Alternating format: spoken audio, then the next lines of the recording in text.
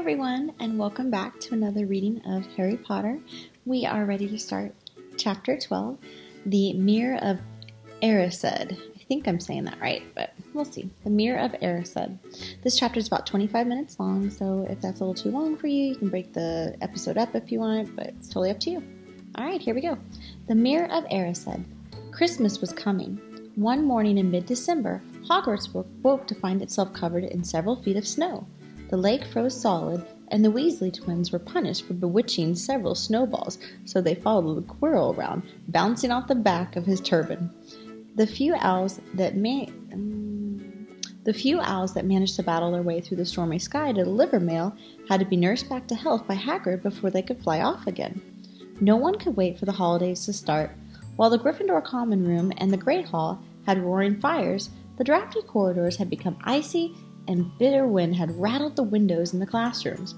Worst of all were Professor Snape's classes down in the dungeons, where their breath rose in a mist before they kept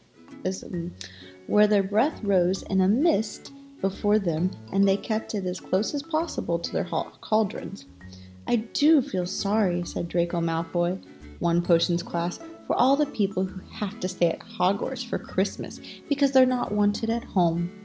He was looking over at Harry as he spoke, of course. Crabbe and Goyle chuckled. Harry, who was measuring out powdered spine of lionfish, ignored them. Malfoy had been even more unpleasant than usual since the Quidditch match, disgusted that the Slytherins had lost, and tried to get everyone laughing at how a wide-mouthed tree frog would be replacing Harry as a seeker next. Then he'd realized that nobody found this funny, because they were all so impressed at the way Harry had managed to stay on his bucking broomstick. So Malfoy, jealous and angry, had gone back to taunting Harry about having no proper family. It was true that Harry wasn't going back to Privet Drive for Christmas. Professor McGonagall had come around the week before making a list of students who would be staying for the holidays, and Harry had signed up at once. He didn't feel sorry for himself at all. This would probably be the best Christmas he ever had. Ron and his brothers were staying too because Mr. and Mrs. Weasley were going to Romania to visit Charlie. When they left the dungeons at the end of the potions, they found a large fir tree blocking the corridor ahead. Two enormous feet sticking out at the bottom, and a loud puffing sound told them that Hagrid was behind it. "Hi, Hagrid. Want any help?" Ron asked, sticking his head through the branches. "Nah, I'm all right. Thanks, Ron." "Would you mind moving out of the way?" came Malfoy's cold drawl from behind them. "Are you trying to earn some extra money, Weasley? Hoping to be a gamekeeper yourself when you leave Hogwarts? I suppose that hut must seem like a mansion compared to what your family's used to." Ron dived at Malfoy just as Snape came up the stairs. "Weasley!" Ron let go of the front of Malfoy's robes. "He was provoked, Professor Snape," said Hagrid, sticking his huge hairy face out from behind the tree. "Malfoy was insulting his family." "Be that as it may, fighting is against Hogwarts rules, Hagrid," said Snape silkily. 5 points from Gryffindor, Weasley, and be grateful it isn't more. Move along, all of you." Malfoy, Crabbe, and Goyle pushed roughly past the tree, scattering needles everywhere, and smirking. "I'll get him," said Ron, grinding his teeth at Malfoy's back. "One of these days, I'll get him." "I hate 'em both," said Harry. "Malfoy and Snape." "Come on, cheer up, it's nearly Christmas," said Hagrid. "Tell you what, come with me and see the Great Hall. It looks a treat." So the three of them followed Hagrid and his tree off to the Great Hall, where Professor McGonagall and Professor Flitwick were busy with their Christmas decorations. "Ah, Hagrid, the tree. Put it in the far corner, would you?" The hall looked spectacular. Festoons of holly and mistletoe hung all around the walls, and no less than 12 towering Christmas trees stood around the room, some sparkling with tiny icicles, some glittering with hundreds of candles. "How many days you got left until your holidays?" Hagrid asked. "Just one," said Hermione. "And that reminds me, Harry, Ron, we've got a half hour before lunch. Should we be in the library?" "Oh yeah, you're right," said Ron, tearing his eyes from Professor Flitwick, who had golden bubbles blossoming out of his wand and was still trailing them over the branches of the new tree. "The library," said Hagrid, following them out of the hall. "Just before the holidays? Bit keen, aren't you?" "Oh, we're not working," Harry told him brightly. "Ever since you mentioned Nicholas Flamel, I don't know if it's Flamel or Flamel. I might just switch up, but we'll just call it Flamel. We've been trying to find out who he is." "You what?" Hagrid looked shocked. Listen here, I told you, drop it. It's nothing to what the dogs are guarding. We just want to know who Nicholas Flamel is, that's all, said Hermione. Unless you'd like to tell us and save us the trouble, Harry added. We must have been through 1,000 books already, and we can't find him anywhere. Just give us a hint. I know you've read his name somewhere. I've read his name somewhere. I ain't saying nothing, said Hagrid flatly. Just have to find out for ourselves then, said Ron, and they left Hagrid, looking disgruntled, and hurried off to the library. They had indeed been searching for books on Flamel's name ever since Hagrid had let it slip, because how else were they going to find out what Snape was trying to steal? The trouble was, it was very hard to know where to begin, not knowing what Flamel might have done to get himself in a book. He wasn't in great wizards of the 12th century, or notable magical names of our times. He was missing, too, from important modern magical discoveries and a study of recent developments in wizardry, and then, of course, there was the sheer size of the library.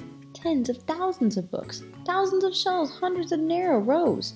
Hermione took out the list of subjects and titles she decided to search, while Ron strode off down a row of books and started pulling them off the shelves at random.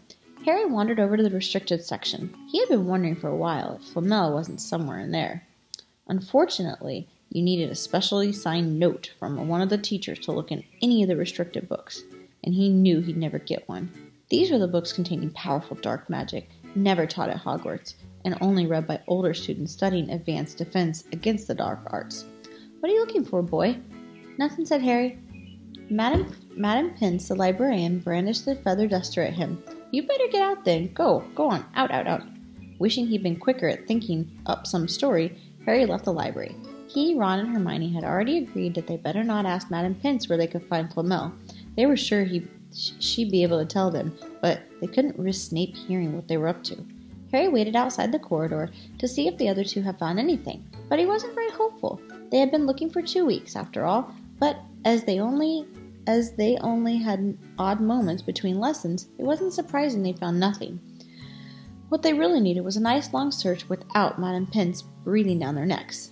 5 minutes later, Ron and Hermione joined them, shaking their heads. They went off to lunch. You will keep looking while I'm away, won't you? Said Hermione. And send me an owl if you find anything? And you could ask your parents if they know who Flamel is, said Ron. It'd be safe to ask them. Very safe, as they're both dentists, said Hermione. Once the holiday had started, Ron and Harry were having too good a time to think about much more than Flamel. They had the dormitory to themselves, and the common room was far emptier than usual, so they were able to get the good armchairs by the fire. They sat by the hour eating anything they could spear on a toasting fork, bread, English muffins, marshmallows, and plotting ways of getting Malfoy expelled, which were fun to talk about, even if they wouldn't work. Ron also started teaching Harry wizard chess. This was exactly like Muggle chess, except the figures were alive, which made it a lot like directing troops in battle. Ron's set was very old and battered. Like everything else he owned, it had once belonged to someone else in his family, in this case his grandfather. However, old chessmen weren't a drawback at all. Ron knew them so well he never had trouble getting them to do what he wanted. Harry played with chessmen Seamus Finnegan had lent him, and they didn't trust him at all. He wasn't a very good player yet, and they kept shouting different bits of advice at him, which was confusing. Don't send me there! Can't you see his knight? Send him! We can afford to lose him! On Christmas Eve, Harry went to bed, looking forward to the next day for the food and fun, but not expecting presents at all. When he woke early the next morning, however, the first thing he saw was a small pile of packages at the foot of his bed. Merry Christmas, said Ron sleepily as Harry scrambled out of bed and pulled on his bathrobe. You too, said Harry. Will you look at this? I got some presents. What'd you expect, turnips? Said Ron, turning to his own pile, which was a lot bigger than Harry's. Harry picked up the top parcel. It was wrapped in thick brown paper, and scrawled across it was, To Harry from Hagrid. Inside was a roughly cut wooden flute. Hagrid had obviously whittled it himself. Harry blew it. It sounded a bit like an owl. A second, very small parcel contained a note. We received your message and enclose your Christmas present from Uncle Vernon and Aunt Petunia. Taped to the note was a 50-pence piece. That's friendly, said Harry. Ron was fascinated by the 50 pence. Weird, he said. What a shape. This is money? You can keep it, said Harry, laughing at how pleased Ron was. Hagrid and my aunt and uncle. So Hagrid and my aunt and uncle. So who sent these? I think I know who that one's from, said Ron, turning a bit pink and pointing to a very lumpy parcel. My mum. I told her you didn't expect any presents, and, oh no, he groaned. She's made you a Weasley sweater. Harry torn open the parcel to find a thick hand-knitted sweater in emerald green and a large box of homemade fudge. Every year she makes us a sweater, said Ron, unwrapping his own, and mine's always maroon. That's really nice of her, said Harry, trying the fudge, which was really tasty. The next present also contained candy, a large box of chocolate frogs from Hermione. This only left one parcel. Harry picked it up and felt it. It was very light. He unwrapped it. Something fluid and silvery gray went slithering to the floor, where it lay in gleaming folds. Ron gasped. I've heard of those, he said in a hushed voice, dropping the box of every flavor beans he'd gotten from Hermione. If that's what I think it is, they're really, really rare and really valuable. What is it? Harry picked up the shiny silvery cloth off the floor. It was strange to touch, like water-woven material. It's an invisibility cloak, said Ron, a look of awe on his face. I'm sure it is. Try it on. Harry threw the cloak around his shoulders, and Ron gave a yell. It is! Look down! Harry looked down at his feet, but they were gone. He dashed to the mirror. Sure enough, his reflection looked back at him, but it was just his head, suspended in midair, his body completely invisible. He pulled the cloak over his head, and his reflection vanished completely. There's a note, said Ron suddenly. A note fell out of it. Harry pulled off the cloak and seized the letter. Written in narrow, loopy writing, he had never seen before, were the following words. Your father left this in my possession before he died. It is time he was returned to you. Use it well. A very Merry Christmas to you. There was no signature. Harry stared at the note. Ron was admiring the cloak. I'd give anything for one of these, he said. Anything. What's the matter? Well, nothing, said Harry. He felt very strange. Who had sent him the cloak? Had it really belonged to his father? Before he could say or think of anything else, the dormitory was flung open, and Fred and George Weasley bounded in. Harry stuffed the cloak quickly out of sight. He didn't feel like sharing it with anyone else yet.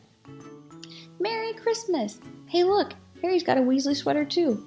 Fred and George were wearing blue sweaters, one with a large yellow F on it, and the other with a G. Harry's is better than ours, said Fred, holding up Harry's sweater. She obviously makes more of an effort if you're not family. Why aren't you wearing yours, Ron? George demanded. Come on, get it on. They're lovely and warm. I hate maroon, Ron moaned half-heartedly as he pulled it over his head. You haven't gotten a letter on yours, George observed. I suppose she thinks you don't forget your name. But we're not stupid. We know we're called Fred and George. Or Gred and Forge. What's all this noise? Percy Weasley stuck his head through the door, looking disapprovingly. He'd clearly gotten halfway through the unwrapping his presents, as he too carried a lumpy sweater over his arm, which Fred seized. P is for perfect. Get it on, Percy. Come on, we're all wearing ours. Even Harry got one.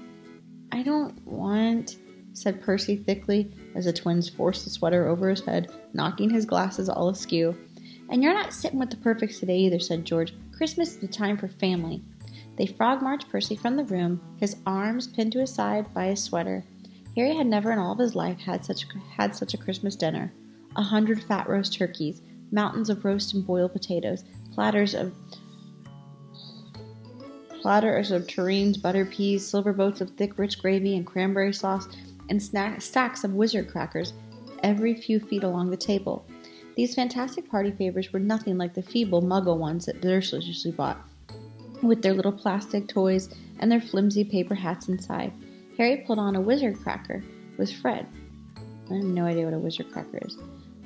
Harry pulled on a wizard cracker with Fred, and it's like probably a little firework thing, like those little pop things, like the champagne bottles or the little toy things. Harry pulled on a wizard cracker with Fred, and it didn't just bang, it went off with a blast like a cannon and engulfed them all in the cloud of blue smoke, while from the inside exploded a rear admiral's hat and several live white mice. Up at the high table, Dumbledore had swapped his pointed wizard's hat for a flower bonnet, and was chuckling merrily at the joke Professor Flitwick had just read him. Flaming Christmas puddings followed by turkey. Percy nearly broke his teeth on a silver sickle embedded in his slice. Harry watched Hagrid, getting redder and redder in the face, as he called for more wine, finally kissing Professor McGonagall on the cheek, who, to Harry's amazement, giggled and blushed her top hat lopsided. When Harry finally left the table, he was so laden down with a stack of things out of the crackers, including a pack of non-explodable luminous balloons, a grow-your-own-words kit, and his own new wizard chess set. The white mice had disappeared, and Harry had a nasty feeling they were going to end up as Mrs. Norris's Christmas dinner. That's the cat. Harry and the Weasleys spent a happy afternoon having a furious snowball fight on the grounds. Then, cold, wet, and gasping for breath, they returned to the fire at the Gryffindor common room, where Harry broke in his new chess set by losing spectacularly to Ron. He suspected he wouldn't have lost so badly if Percy hadn't tried to help him so much. After a meal of turkey sandwiches, crumpets, trifle, and a Christmas cake, everyone felt so full and sleepy to do much except go to bed or sit and watch Percy chase Fred and George all over the Gryffindor Tower because they'd stolen his perfect badge. It had been Harry's best Christmas day ever, yet something had been nagging at the back of his mind all day. Not until he climbed in his bed was he free to think about it. The invisibility cloak and whoever sent it. Ron, full of turkey and cake with nothing mysterious to bother him, fell asleep almost as he'd drawn the curtains of his four-poster bed. Harry leaned on the side of his own bed and pulled the cloak out from under it.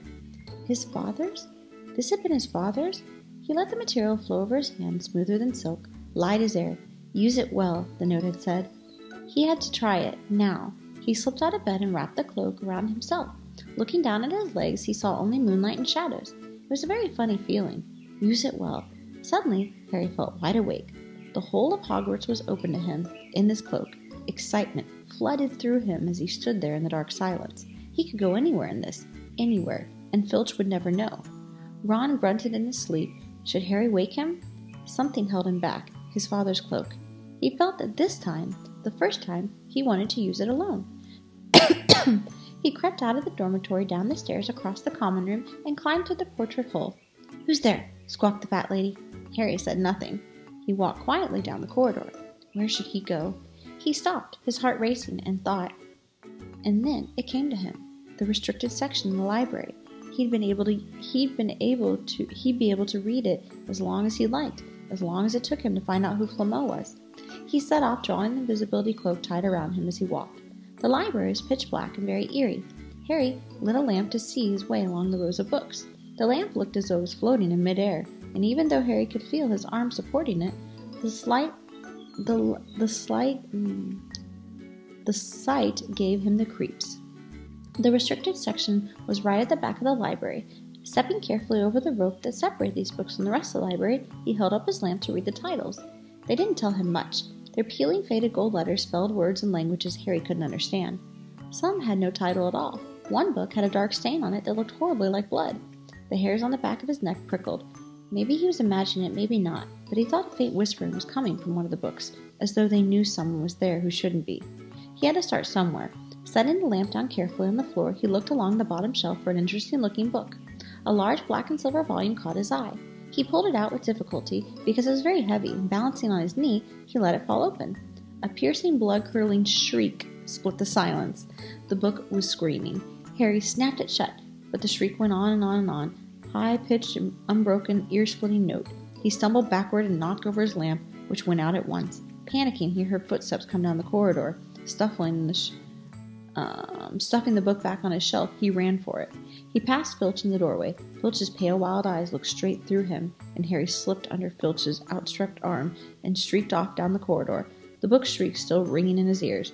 He came to a sudden halt in front of a tall suit of armor. He had been so busy getting away from the library he hadn't paid attention to where he was going. Perhaps because it was dark, he didn't recognize where he was at all. There was a suit of armor near the kitchens, he knew, but he must be 5 floors above there. "You asked me to come directly to you, Professor. If anyone was wandering around at night, and somebody's been in the library, restricted section." Harry felt the blood drain out of his face.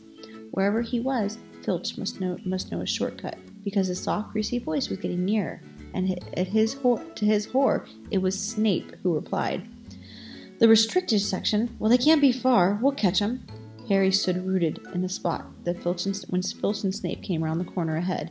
They couldn't see him, of course, but it was a narrow corridor, and if they came much nearer, they'd knock right into him. The cloak didn't stop him from being solid. He backed away as quietly as he could. A door stood ajar to his left, and It was his only hope. He squeezed through it, holding his breath, trying not to move it, and to his relief, he managed to get inside the room without them noticing anything. They walked straight past and Harry leaned against the wall, breathing deeply, listening to their footsteps dying away. That had been a very, very close one. It was a few seconds before he noticed anything about the room he had hidden in. It looked like an unused classroom. The dark shapes of desks and chairs were piled against the walls, and there was an upturned waste paper basket. But propped against the wall facing him was something that didn't look as if it belonged in there, something that looked as if someone had just put it there to keep it out of the way. It was a magnificent mirror, as high as the ceiling, with an ornate gold frame standing in 2 clawed feet. There was an inscription carved around the top. Erised stra iora oit ubi carfu oit on wushi. His panic fading now that there was no sound of Filch or Snape, Harry moved near the mirror, wanting to look at himself, but didn't see a reflection. He stepped in front of it. He had to clasp his hand around his mouth to stop himself from screaming. He whirled around. His heart was pounding far more furiously than when the book had screamed, for he had not only seen himself in the mirror, but a whole crowd of people standing right behind him. But the room was empty. Breathing very fast, he turned slowly around to look at the mirror. There he was, reflected in it, white and scared-looking, and there, reflected behind him, were at least 10 others. Harry looked over the shoulder, but still, no one was there. Or were they all invisible too? Was he in fact in a room full of invisible people, and this mirror was a trick that reflected them, invisible or not? He looked in the mirror again. A woman standing right behind his reflection was smiling at him and waving. He reached out a hand and felt the air behind him. If she was really there, he'd touch her. The reflections were so close together, but he felt only air. She and the others existed only in the mirror. She was a very pretty woman. She had dark red hair, and her eyes are just like mine, Harry thought, edging a little closer to the glass. Bright green, exactly the same shape, but then he noticed she was crying. Smiling, but crying at the same time. The tall, thin, black-haired man standing next to her put his arm around her. He wore glasses, and his hair was very untidy. It stuck up at the back, just like Harry's did. Harry was so close to the mirror now that his nose was nearly touching his reflection. "Mom," he whispered. "Dad?" They just looked at him, smiling, and slowly, Harry looked up into the faces of the people in the mirror and saw the other pairs of green eyes, like his, the other noises, like his, even a little old man who looked as though he had Harry's knobby knees. Harry was looking at his family for the first time in his entire life. The Potters were smiling and waved at Harry, and he stared back hungrily at them, his hands pressed against the flat glass as though he was hoping to fall right through it and reach them. He had a powerful kind of ache inside him, half joy, half terrible sadness. How long he stood there, he didn't know. The reflections did not fade. He just looked and looked, and a distant noise brought him back to his senses. He couldn't stay here. He had to find his way back to bed. He tore his eyes away from his mother's face and whispered, "I'll come back," and he hurried from the room. "You could have woken me up," said Ron crossly. You can come tonight. I'm going back. I want to show you the mirror." "I'd like to see your mom and dad," Ron said eagerly. "And I want to see all your family, all the Weasley. You'll be able to show me all your brothers everywhere, and everyone." "You can see them any old time," said Ron. "Just come around my house this summer. Anyway, maybe it only shows dead people. Shame about not finding Flamel, though. Have some bacon, or something. Why aren't you eating anything?" Harry couldn't eat. He had seen his parents, and he'd be seeing them again tonight. He'd almost forgotten about Flamel. It didn't seem very important to him anymore. Who cared about what the 3-headed dog was guarding? What did it matter if Snape stole it, really? "Are you all right?" said Ron. "You look odd." What Harry feared most was that he might not be able to find the mirror room again. While Ron covered in the cloak, with Ron covered in the cloak too, they had to walk much more slowly. You can sit down. They had to walk much more slowly. You can't stand on the keyboard. Here, you can sit here. You just can't stand on the keyboard.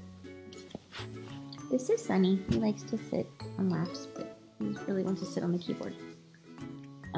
You gotta stay there. Where was I? What he feared the most is they might not be able to find the mirror room again.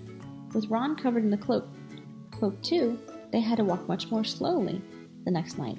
They tried retracing Harry's route from the library, wandering around the dark passages for nearly an hour. I'm freezing, said Ron. Let's forget about it and go back. No, Harry hissed. I know it's here somewhere. They passed the ghost of a tall witch gliding in the opposite direction, but saw no one else. Just as Ron started to moan that his feet were dead with cold, Harry spotted the suit of armor. It's here! Just here, yes! They pushed the door open, and Harry dropped the cloak from around his shoulders and ran to the mirror. There they were. His mother and father beamed at the sight of him. See, Harry whispered. I can't see anything. Look at them. All. There's loads of them. I can only see you. Look at it properly, go on, and stand where I am. Harry stepped aside, but with Ron in front of the mirror, he couldn't see his family anymore. Just Ron in his paisley pajamas. Ron, though, was staring transfixed at an image. Look at me, he said. Can you see all your family standing around you? No, I'm alone, but I'm different. I look older, and I'm head boy. What? I am. I'm wearing a badge, like Bill used to, and I'm holding the house cup and the Quidditch cup. I'm the Quidditch captain, too. Ron tore his eyes from the splendid sight to look excitedly at Harry. Do you think this mirror shows the future? How can it? All my family's dead. Let me have another look. You had it to yourself last night. Give me a bit more time. You're only holding the Quidditch cup. What's interesting about that? I want to see my parents. Don't push me. All of a sudden, a noise outside the corridor put an end to their discussion. They hadn't realized how loudly they'd been talking. Quick! Ron threw the cloak back over them as the luminous eyes of Miss Norris came around the door. Ron and Harry stood quite still, both thinking the same thing. Did the cloak work on cats? Speaking of cats, after what seemed like an age, she turned and left.